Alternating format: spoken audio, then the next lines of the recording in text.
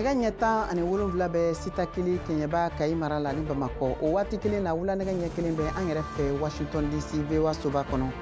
an balimaw aw n'u la a y'aw bisimila VOA ka malikura kunnafoniw ni y'o kɛnɛ sigilen bi tarata octobre kalo tile 22 san 2024 kunnafoniw la kumaba o dɔw bɛna tali kɛ ninnu de kan.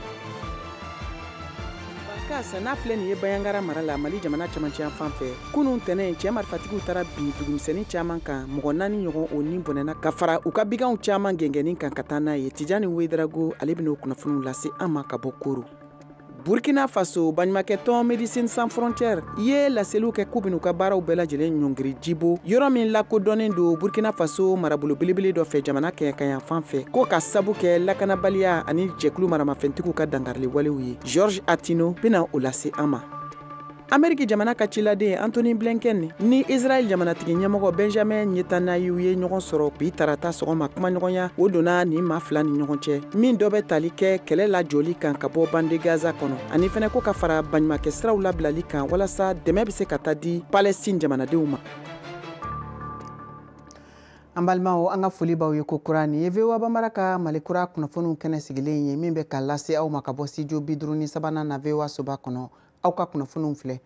an bɛ taa Mali jamana cɛmancɛ yan fanfɛla la Bayangara mara la ni a filɛ nin ye Bankase ko dugumisɛnnin caman de bɛ kunun kari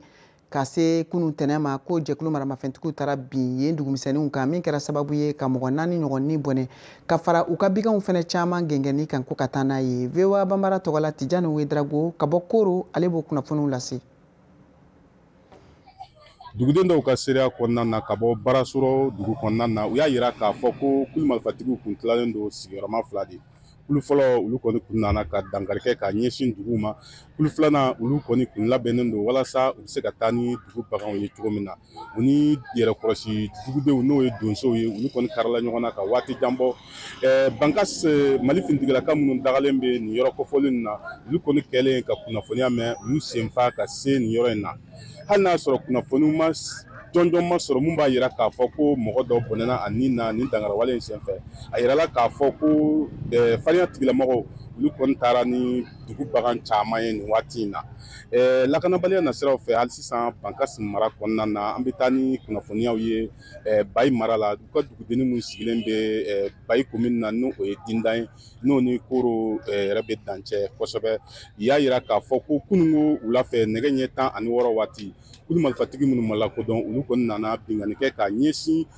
sifilaka dɔw ma kamasɔrɔ ninnu tun b'u ka forow kɔnɔna na walasa u bɛ se k'u ka suman tigɛ waati cogo min na. A yirala k'a fɔ ko dangarawale in senfɛ sifilaka 4 ɲɔgɔnna olu de bɔnɛna u nin na.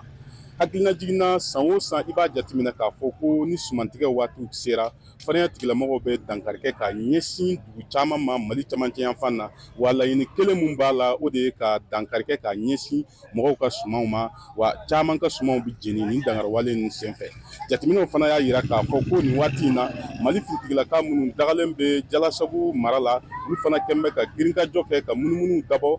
min bɛ se ka kɛ sababu ye dugudenw olu b'u ka suman tigɛ basigi kɔnɔna na. Tijani Wederago VOA Bambara tɔgɔla ka bɔ Bajangara marabolo kɔnɔna na. Mali jamanatigi Asimi Goita y'a ka generali jala sɔrɔ kunun tɛnɛn min kɛra Bamakɔ Kuluba famajigiyɔrɔ la. A yirala k'a fɔ ni jala kofɔlen n'o ye general ye jala ye o dira ani a baaraɲɔgɔnw bɛɛ lajɛlen ma i n'a fɔ Sadio Kamara, Maliki Jaw, Ismaël Wage, Modibo Kone, Abdoulaye Maiga ani ka fara jalatigiba wɛrɛw kan minnu bɛɛ lajɛlen lakodɔnna jamana fɛ ka kɛ general jala ye o sɔrɔbaga ye. A yirala o kunnafoni kelen kɔnɔ k'a fɔ ko fɛn min ye wulikajɔ ye o kɛra nin kɛnɛ kan min kɛra ni Mali maaba caman ye i n'a fɔ politiki jɛkulumaw, diinɛmɔgɔw ani fɛnɛ ka taa se faso yɛrɛ kɔnɔna o ladilanbaga jɛkulu dɔw ma. An bɛ to hali bi jamana kɔnɔna la farafinna tilebiyanfanw tɔgɔla Tɔnba UEMOA o ka sɔrɔ yiriwali sira min labilalen don ko octobre kalo la ko dɔnnen don ka kɛ u ka sugu fɛrɛkɛnɛba ye min bɛ kɛ ni u ka sɛnɛfɛnw olu la baarali ni a bayɛlɛmali yiriwali siraw ye u yɛrɛ ka jamanaw kɔnɔ. O nɔgɔnin fɛ u ye kumaɲɔgɔnya kɛ o koɲɛ la Mariam Kuyate VOA Bambara tɔgɔla ale bɛ o kunnafoniw lase min ɲininkali dɔ ye tali k'a ka munumunu salo kan ka t'i ɲɛda Bamakɔ namasa dankan kan. Maaw ka seereya dun ka fa o sabatili ko la o filɛ nin ye an ka jɛ an ka ɲɛmadaw fɛ. An bɛ yɔrɔ min na nin waati in na o de ye namasa dakan ye mi yɛrɛ tegune do goloni na Bamakɔ sigida filanan kɔnɔ yan nɔ yɔrɔ mi do ni ko an ka yiridenw fara namasaw kan papaye b'o la anana b'o la melon b'o la lemuruba b'o la mandarine b'o la o n'a ɲɔgɔnna caman ni yiriden ninnu bɛɛ lajɛlen bɛ sɔrɔ ni yɔrɔ kofɔlen in na tile kelen kɔnɔ a yirala k'a fɔ ko ni yiriden ninnu tɔni ba caman de bɛ jigin an fɛ yan nɔ an bɛ se ka tɔni 100 jate jigin bi o tɔni 100 la i bɛ taa sɔrɔ Mali yɛrɛ ta ye tɔni 80 o bɛɛ ye namasa ye presque dɛsɛbagatɔ dama de bɛ namasa sɛnɛ in na a dun a daminɛ ye dépense a laban ye dépense ni sanji tigɛra sisan i yɛrɛ de bɛ carburant san ka arroser i bɛ engrais san a kow ka ca yiriden minnu filɛ a bɛɛ tɛ bɔ an fɛ yan Mali jamana kɔnɔ a caman fana bɛ bɔ an kɛrɛfɛ jamanaw la i n'a fɔ Côte d'Ivoire Benin Burkina Faso Lajinɛ o n'a ɲɔgɔnna caman ne bɛ anana de feere anana in bɛ bɔ Côte d'Ivoire dɔw bɛ bɔ Benin nka min b'an bolo yan sa olu bɛ bɔ Côte d'Ivoire Mali b'a sɛnɛ nka Mali ma fɛn ka s'o ma dɛ Mali ka sɛnɛ ma se o ma anana ko la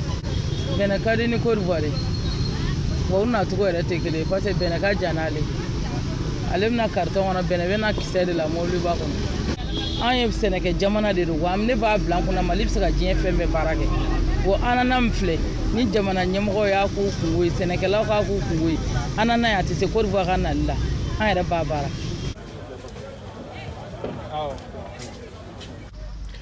kɛnɛya tigilamaaw y'a sɛbɛntiya k'a fɔ ko yiriden dunni k'a nafa ka bon kosɛbɛ adamaden ma o kama a labaarali ka ɲɛ an ka jamana kɔnɔ o nafa ka bon kosɛbɛ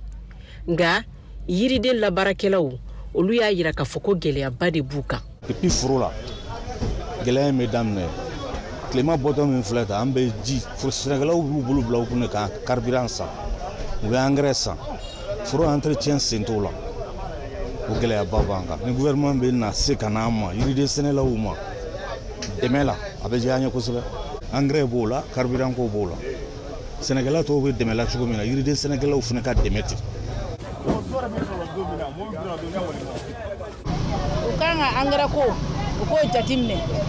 yiriden fan o fan n'i y'a bɔ foro kɔrɔ bi k'i bɛ na n'a ye sini i bɛna sɔrɔ a bɛɛ tiɲɛna ka d'a kan engrais b'u kɔrɔ kojugu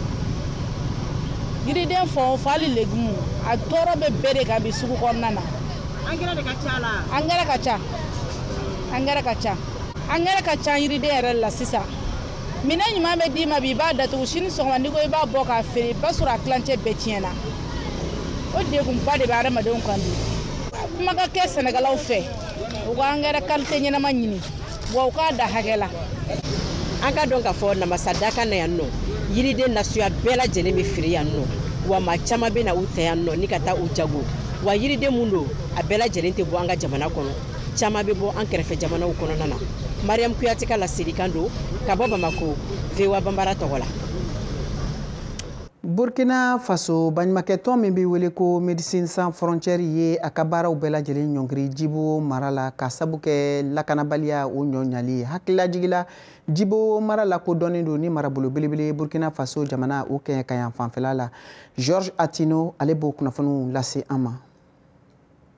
Médecins Sans Frontières y'a lase a ka bɔlɔlɔ foroba kumayɔrɔ kan k'a fɔ k'olu ye u ka baaraw jɔ Djibo mara la ka kɛɲɛ ni binganiw ye mun kɛra ka ɲɛsin olu ka cakɛda ka baaradaw ma fo ka taa se u ka jitayɔrɔ dɔw ma u ye minnu kɔni jɔ fo ka taga se fana u ka kɛnɛyasow ma baɲumankɛtɔn in ale bɛ hakilijigin kɛ k'a fɔ k'olu ka baarakɛlan dɔ ni o tun ye Burkina Faso den ye ko yɛrɛ tun bɔnɛla ani la septembre kalo tɛmɛnen nka an bɛ waati min na i ko bi ko o fagali kun janjɔn yɛrɛ ko ma se ka fɛsɛfɛsɛ ka ɲɛdɔn hali sa baɲumankɛtɔn in bɛ a perepere latigɛ k'a fɔ k'olu ka ni latigɛ in tali ko kɔlɔlɔ bɛ sɔn ka bonya kosɛbɛ duguladenw de ma olu mun mako kɔni bɛ kɛnɛya ani kɛrɛnkɛrɛnla dɛmɛ la sabula ko Djibo ye yɔrɔ ye mun kɔni na binganiw cayalen bɛ yen o dugu mun bɛ Mali Burkina Faso ani Niger dancɛw kɛrɛfɛ hakili jiginna san 2023 Médecins Sans Frontières baɲumankɛtɔn tun ye dan sigi a ka baara bɛɛ lajɛlen na Burkina Faso mumɛ bɛɛ lajɛlen kɔnɔ o kɛra baɲumankɛtɔn in kɔni ka baarakɛlan 2 olu fagalen sabula cɛ marifatigi dɔ o tun ye kisɛ wuli u ka mobili la Ni bena don an ka jɛmukan ta ko filanan kɔnɔna la o kama an b'a ɲini aw fɛ aw ka to an ka radio fiɲɛsiraw ani Jabaranin so kan aw kan bɛɛ sɔɔni. An balimaw ani yantuma a yirala k'a fɔ ko maa 170 bɔnɛna u ka ɲɛnɛmaya la kabini samiya daminɛna Mali kɔnɔna na ka da kunnafoni min lasɛrɛ furancɛ fan maaw fɛ min ka baara ɲɛsilen don gɛlɛyaw o ni balawuko la. Maa caman fagara ka maa caman fana tɔɔrɔ sanjiba nin fɛ. Jamana fanga ka laɲiniw fɛ u y'a yira k'a fɔ ko u ni balawu ko jira u ka ɲɔgɔn ye caman na. Nka aw yɛrɛ fɛ mun de bɛna se ka kɛ don n'aw natan la ka ɲɛsin walasa ka se ka ni balawu suguya kunbɛn? Mun de ka kan ka kɛ? Aw ko di? Ayiwa, an n'an jɛɲɔgɔn baarakɛlaw n'o ye radio Farafina gun kan an bɛna nin jɛmukan lase aw ma octobre kalo o tile 25 la. Ayiwa, ni minnu b'a fɛ k'u da don an ka baro la aw bɛ se k'an sɔrɔ nɛgɛjuru siraw fɛ n'o ye 001 202 619 02 70. Ayiwa, nin jɛmukan gɛlɛn nin a kana fɔ kɔ dɛ.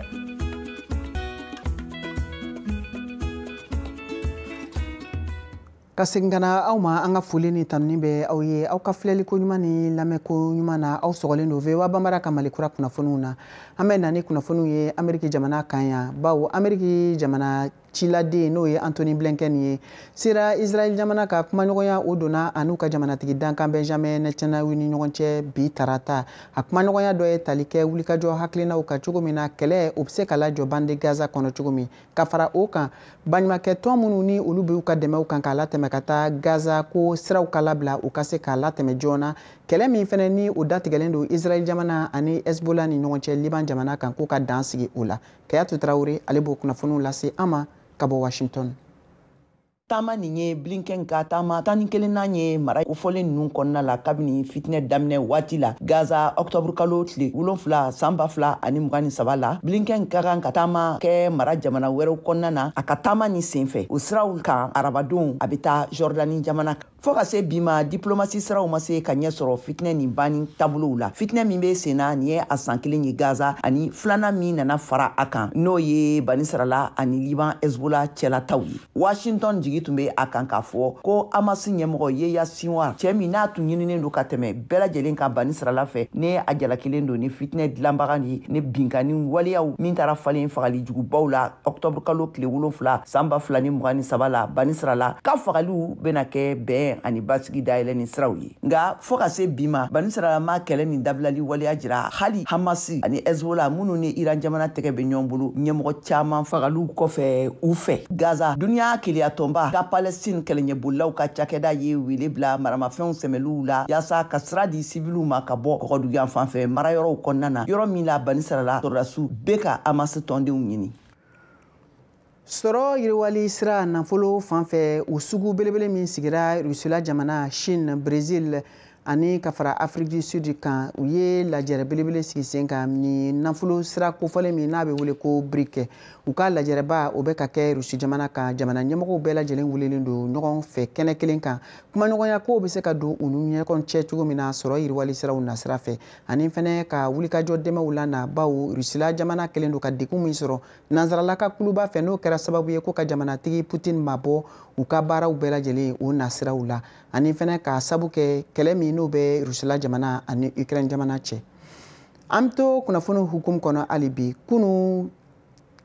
kari ni tɛnɛn ka dugujɛ kunu tɛnɛn na kari don ka dugujɛ kunu tɛnɛn na n'o bɛnna octobre kalo tile 21 ma filaw tɔgɔla tɔn belebele min sigilen don jamana kɔnɔna la n'a bɛ wele ko Capital Plaque olu ye ɲɔgɔn sɔrɔ u ka san lajɛrɛ belebele kɛnɛ ka Bamakɔ kunnafoni di kɛnɛba kɛnɛ kan ye n'o kɛra CICB kɔnɔ a yirala k'a fɔ ko u ye maa kura sugandi ka bila u ka tɔn kunna VOA tɔgɔla Muktar Bari ale tun b'o kɛnɛ kan Capital Plaque tun y'a bugu jɔ CICB la Bamakɔ o ka kɔngrɛ sababu la tile 2 ka ɲɔgɔn faamu ni hakilijakabɔ min fana sinsinnen bɛ gɛlɛyaw kan minnu bɛ filaw sigida la fɔlɔ la lakanako cogoya i n'a fɔ Seku Jalo y'a ɲɛfɔ cogo min na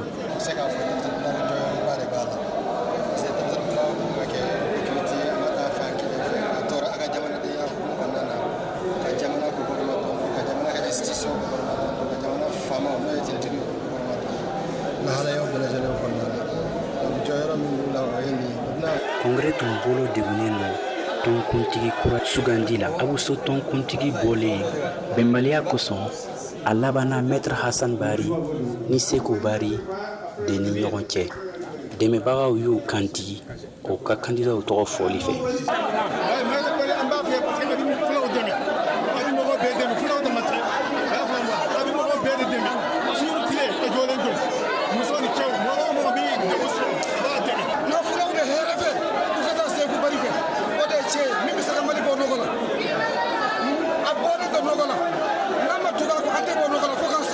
Tɔnkuntigi kura in ka kalataw ma nɔgɔya balisa hali ni kumaɲɔgɔnya kɛra sufɛla de kɛra sababu ye ka jaabiw di. Vote kɔfɛ Seku Bari lo sugandira komi Tabital Pulaku tɔnkuntigi ye. Ibrahim Bokoum ni Tabital Pulaku ka tɔndenw ka tɔnba dɔ ɲɛmɔgɔ ye. Ale bɛ gɛlɛya fɔ minnu bɛ tɔnkuntigi kura makɔnɔ. Président sigi ye gɛlɛya kɛra la parce que an bɛ su kɔnɔna na ma tila. Président kɔrɔ min bɔra o gɛlɛya kɛra o kɔnɔna na o gɛlɛya kelen filɛ ka kɛ donc il faut que président min bɛna a k'a dɔn ma kan parce que fuladenw bɛ yɔrɔ yɔrɔ Tabital bɛ yɔrɔ yɔrɔ Tabital fɔlɔ sigira Mali de kɔnɔ donc u bɛ anw de lajɛ an minnu ye Malidenw ye. Tabital Pulaku ye diɲɛ tɔnba ye min ka lasigidenw bɛ Mali, Burkina Faso, Sénégal, Mauritanie, Niger, la Guinée, Cameroun, Nigeria. A ka diɲɛ tɔnba kuntigi ye Lamido Sanusi ka bɔ Nigeria. Muktar Bari, Yɔrɔ Banbara tɔgɔ la ka bɔ Bamako. An bɛ taa Côte d'Ivoire jamana kan ni ye a san caman ye gɛlɛyaba o binnen don u ka sɛnɛkɛlaw kan minnu ka baara bɛnnen don kakao sɛnɛli ma min kɛlen don gɛlɛya ye kakao yɛrɛ a layiriwali a n'a labɔli la jamana kɔnɔna la ka fara o fɛnɛ kan yirala k'a fɔ sɛnɛkɛlaw ka ni gɛlɛya kɔfɛ denmisɛnnin fitinin caman de bɛ yen minnu bilalen don baara la furu kɔnɔnaw la min gɛlɛya dɔ fɛnɛ yelen don nin koɲɛ la VOA ka laselikɛla Ale Amoshi ale ye sɛgɛsɛgɛliw kɛ o koɲɛ kan Isuf Koni ale b'a lase an ma bamanankan na ka bɔ Abidjan Côte d'Ivoire jamana faaba kɔnɔ. Kabini jiriforow la fo ka taa bila marayɔrɔw la kakao cini n'a jali bɛ to balikuw ka baara le denmisɛnw ta tɛ walasa u kana tɔɔrɔ tuguni ni ka dankari kɛ Ivoire kakao la gouvernement ni coopérative ye baara caman boloda kabini san damadɔ i n'a fɔ lakalisow jɛlen n'o baara ni sɛnɛkɛyɔrɔw la walasa ka denmisɛnw ka foro baara jɔ ni ka sɔn kɛ Ivoire kakao la ɲanbɔnɔ bɔ filɛ Côte d'Ivoire cɛmancɛ tilebi fɛ kabaciba coopérative bɛ baara caman kɛ walasa ka denmisɛnw ka foro baara jɔ ni k'o degi. Il a été découvert qu'il y a quelques années auparavant, quelques enfants travailleurs dans nos plantations. Ni y'a san damadɔ ye ni denmisɛnnin damadɔ sɔrɔla foro la an fɛ ka se k'o ɲɛnabɔ coopérative ye dumuni dilan ani fanikalan kalanso dɔ dayɛlɛ an bɛ denmisɛnnin ninnu tɔmɔ walasa k'o dege o baara ninnu la o caman de bɛ yen kalan ma se ka ɲɛ sɔrɔ minnu fɛ nka o n'a ta o ta anw kɔni jijani an ka sɛnɛkɛlaw denw ladonni na. N'a pas marché pour la plupart d'entre eux. Donc pour remédier à cela, on fait recrutement, en tout cas au niveau des enfants de nos producteurs. Sigiyɔrɔ ni kalanso fɔlɔ la kalanden 21 de bɛ yen minnu bɛ dege san 3 kɔnɔ sani san 5 kɔnɔ denmisɛnnin ninnu bɛ teliya ka kalanfini kalan na kabini o se don u ka kalan ɲɛsinnen don degelu teliya ma ka kɛɲɛ ni Luku Kouadio ka fɔta ye ale min ye o karamɔgɔ ye. An b'a fɛ ka wajibiya ka teori fan kɛ o bɛ waati ta kosɛbɛ o de la i mana se dɔrɔn anw bi kalanbaara yɛrɛ kɛcogo la i bɛ tigɛli kalan ka pedali kalan min mansin yɛrɛ la walasa i ka se baara la joona. Aya Simon b'a fɛ ka finikalan dege a kɛlen kɔfɛ ka lakɔli bila san 2 a b'a fɛ ka finikalan in dege ni k'o kɛ a ka sini ka baara ye a t'a fɛ ka dɛsɛ fiyewu awa nin ko in b'a sɛbɛ la. Kabini nana ni baara in na n ye lafiya sɔrɔ n yɛrɛ la awa n bɛ ka faamuyali caman kɛ fɛn minnu bɛ yira n na ne tun bɛ taa lakɔli la fɔlɔ o ma ɲɛ o de y'a to n nana finikalan kɛ n bɛna n cɛsiri walasa n ka se ka n ka baara in dɔn. Côte d'Ivoire worodugu fɛ o jɛni sɔmɔ de bɛ sɛnɛ ka caya kosɛbɛ ani ɲamatogola dugu kɔnɔ musow bɛ laɲini kosɛbɛ ka caya Sokapet coopérative fɛ walasa ka baara kɛ fɛn mara yɔrɔw la o ye baara ye min nafa ka bon kosɛbɛ ni muso ninnu yɔrɔ. Somo waati mana se sanoni tumana mako be jɔ musow la caman walasa ka se ka sɔmɔ woloma o b'a to musow be wari sɔrɔ caman fɔɔ ka se ka marali kɛ ne kɔni ka hakili la ko in be se k'a to musow be se k'o ka yɛrɛma hɔrɔnya sɔrɔ. Denmisɛnnin ka baara bɛɛ lajɛlen tɛ se ka lagosi ko denmisɛnnin baara a bɛ se ka baara dɔw kɛ min n'o kɔlɔlɔ ma bon ni maakɔrɔbaw ka jateminɛ ye i n'a fɔ baara minnu tɛ a ka kalan fili kɔ nin ye Bama Mariam ye ale min bɛ o jɛnɛ lycée la nka congé mana se a bɛ fara musow kan ka taa sɔmɔ tɔmɔ walasa ka se k'a ka bangebagaw dɛmɛ. Ne bɛ taa magasin na ka baara kɛ n yɛrɛ ye walasa n ka se ka n bangebagaw dɛmɛ ni n ye wari dɔɔni sɔrɔ n b'a di n fa ma walasa a ka n dɛmɛ. Tuma caman la denbaya caman b'a jate k'a fɔ nin baara ninnu nafa ka bon kosɛbɛ kɛrɛnkɛrɛnnenya la denmisɛnninw ma a bɛ dɛmɛ don kosɛbɛ denmisɛnninw ka yiriwali la bawo a b'a to u ka se ka seko ni dɔnko sɔrɔ min bɛ se k'o dɛmɛ o ka balikuyali waati la. A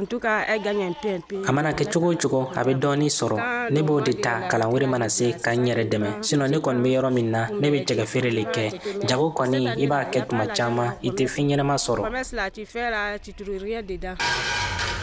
Diɲɛ denmisɛnninw ka baara kɛlɛli don n'o tɔgɔ ye ko an ka ka laɲiniw tɛni ka denmisɛnninw ka baara jɔ o y'a san 23nan na septembre kalo la san 2024 wa Côte d'Ivoire a ka seko n'a ka dɔnko ɲɛmɔgɔ bɛɛ lajɛlen ka cɛsiri fɛ ka se ka dɔ bɔ denmisɛnninw ka baara la kakao dilan na 39,8 ka se 21,8 san 2012 ni san 2021 cɛ. Coopératives bɛna kɛ ka Europe tɔnba ka wajibiya wɛrɛw kunbɛn minnu bɛ daminɛ san 2026 la janvier kalo tile fɔlɔ minnu bɛ kakao san balen minnu b'a la dugu cɛnni na.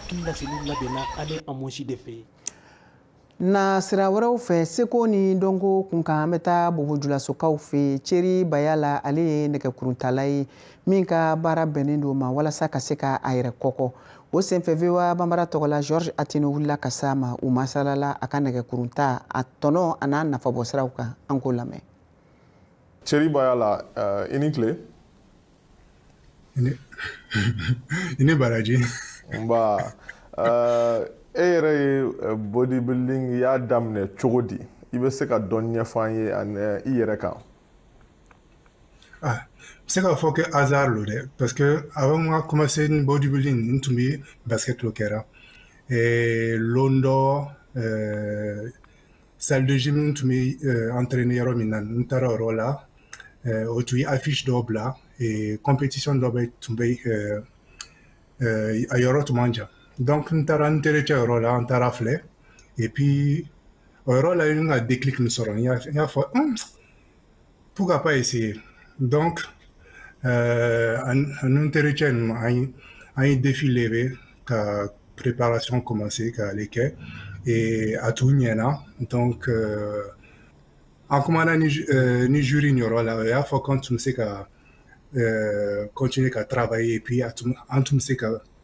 championnat de France ninnu tenter donc an ye san kelen ta ka commencer ka travailler donc n ka finale kɛ n ka finale gagné fana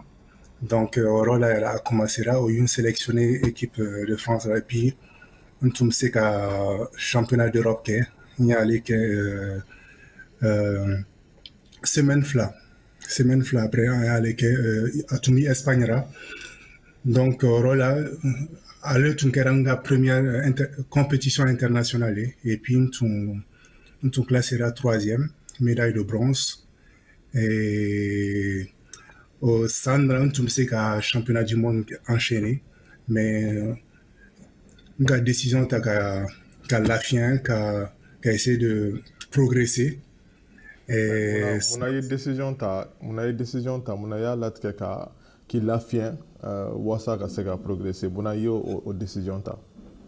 Parce que n tun ye niveau ye n tun b'a lɔn que personnellement baara tun bɛ yan avant ka prétendre championnat du monde la qualification tun bɛ yen mais o y'a expliqué que qualification nécessite 2 ans donc i bɛ se k'a kɛ san na ou bien i bɛ se k'a kɛ san wɛrɛ la donc n y'a fɔ bon n tun bɛ fɛ k'a kɛ parce que c'était un honneur mais après réflexion décision min nana i ye décision ta k'i lafiɲɛ dɔɔni fɔlɔ k'i préparer ka ɲɛ. Exactement. Donc, il y a les caisses, 100 000 nana après, au Roland championnat du monde gagné amateur. Bodybuilding, là, il y a poids ta qui corro, mais au bara préparation, au béchogodi, à la bas béchogodi, il y a Willy Soroma, ka poids ta, ka dumuninke, il y a moune dum, il y a donné fois un yoka. Mais c'est la fois que préparation, c'est tous les jours. Parce que comme il y a physique d'or affiché, il y a Dominique Cofflet, il y a entraînement, il y a régulier, et surtout il y a entraînement qui est de façon intelligente parce que il y a gym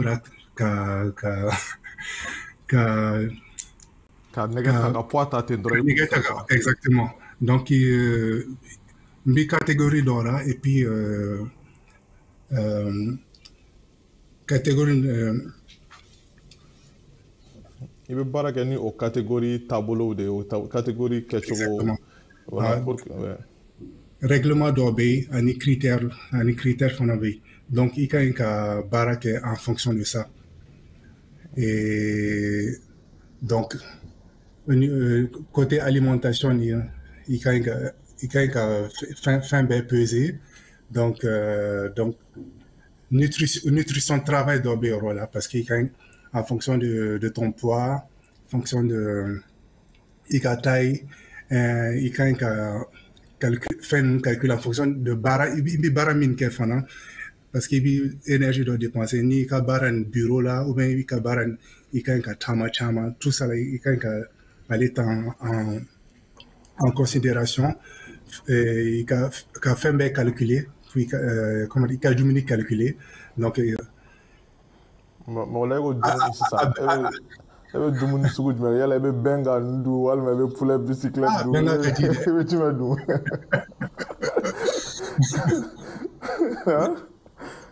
côté positif c'est que nga génétique boum demain mais c'est qu'à écart d'ok donc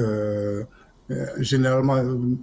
lorsque mes écart que ablaqué Burkina Dumuni et puis chance c'est qu'à nous Dumuni c'est avec des bons ingrédients et puis donc à Tilanga fin coaching Thierry Bayala ini baraji iniche ka da nin kan sisan an ka Siyaka Tarawele ale ka farikolo ɲɛnajɛ kunnafoniw lamɛn. Denmisɛnnin silantoranta kunda farafinagun kan cɛmaninw ko don minnu si ma tɛmɛ san 17 kan n'an ko Coupe d'Afrique des Nations U17 o nata éliminatoire ɲɛbila ɲɔgɔndanw dɔ bɛ sen na Senegali jamana kan n'an ko tournoi UFOA A a bɛ daminɛ bi tarata dɔ in na octobre kalo tile 12 san 2024 na nka ɲɔgɔndan tun ka kan ka daminɛ kuna sini kari octobre kalo tile 20 san 2024 na nka gɛlɛyaw donna na ka da kan tournoi UFOA A kɛnɛ kan jamana segi de bɛ ye